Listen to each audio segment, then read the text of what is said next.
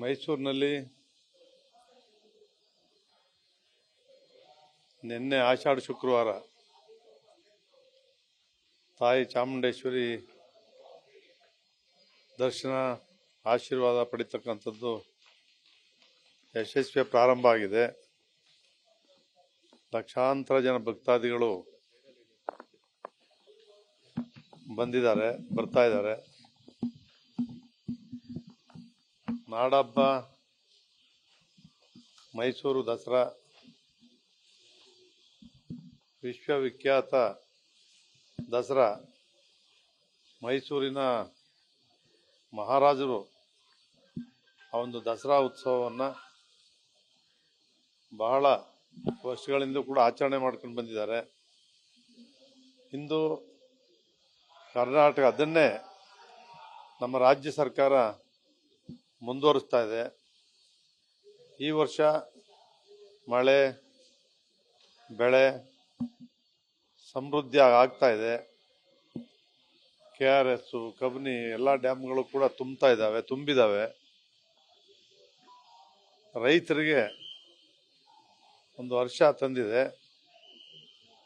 ಬಹಳಷ್ಟು ಬಾರಿ ಬರಗಾಲ ಬಂದು ದಸರಾ ನಿಲ್ಲಿಸ್ತಕ್ಕಂಥ ಉದಾಹರಣೆಗಳು ಕೂಡ ಇದ್ದಾವೆ. ಆದರೆ ಈ ವರ್ಷ ಆಕರ್ಷಣೀಯವಾಗಿ ಜಗತ್ತಿನಾದ್ಯಂತ ಈ ವಿಶ್ವವಿಖ್ಯಾತ ಮೈಸೂರು ದಸರಾ ಕಾರ್ಯಕ್ರಮವನ್ನು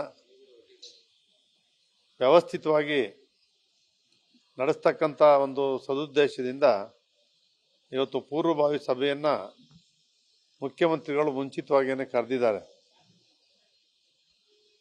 ಆದ್ದರಿಂದ ಈ ಒಂದು ಸಭೆಯಲ್ಲಿ ತಮಗೆಲ್ಲರೂ ಕೂಡ ಗೊತ್ತಿದೆ, ದಸರಾ ಸಂದರ್ಭದಲ್ಲಿ ಎಲ್ಲ ಕ್ರೀಡೆ, ಸಾಹಿತ್ಯ, ಕಲೆ, ಸಂಗೀತ, ನಾಟಕ, ಜಾನಪದ, ಮೈಸೂರಿನ ಮಹಾರಾಜರು ಅಂದು ಪ್ರಾರಂಭಿಸಿದಂಥ ಕಲೆಗಳು ನಶಿಸಿ ಹೋಗದೇ ಇರತಕ್ಕಂಥ ಕಲೆಗಳನ್ನು ಉಳಿಸಿ ಬೆಳೆಸ್ತಕ್ಕಂಥದ್ದು ಪ್ರವಾಸೋದ್ಯಮ ಇಲಾಖೆ, ಅದೇ ರೀತಿ ರೆವಿನ್ಯೂ ಇಲಾಖೆ, ಮುಜರಾಯಿ ಇಲಾಖೆ, KSRTC ವಿಶೇಷವಾದಂಥ ಬಸ್ಸುಗಳು, ಅಲ್ಲಿ ಏನು ಈ ಒಂದು ಜಂಬೂ ಸವಾರಿ ವ್ಯವಸ್ಥೆ, ಇದೆಲ್ಲವೂ ಕೂಡ ಒಂದು ಭಕ್ತಿಪೂರ್ವಕವಾಗಿ ಆಕರ್ಷಣೀಯವಾಗಿ ನಡಿಬೇಕು ಅಂತಕ್ಕಂಥ ಒಂದು ಸದುದ್ದೇಶ.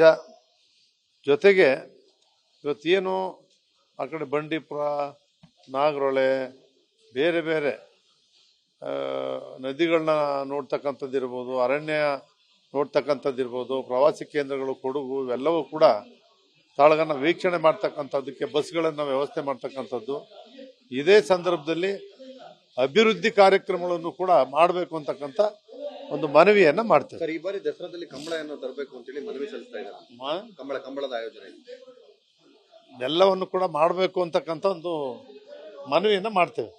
ಕನ್ನಡಿಗರ ಮೆಚ್ಚಿನ ನಿಮ್ಮ ನ್ಯೂಸ್ 18 ಕನ್ನಡ ಈಗ ವಾಟ್ಸ್ಆಪ್ನಲ್ಲಿಯೂ ಲಭ್ಯ.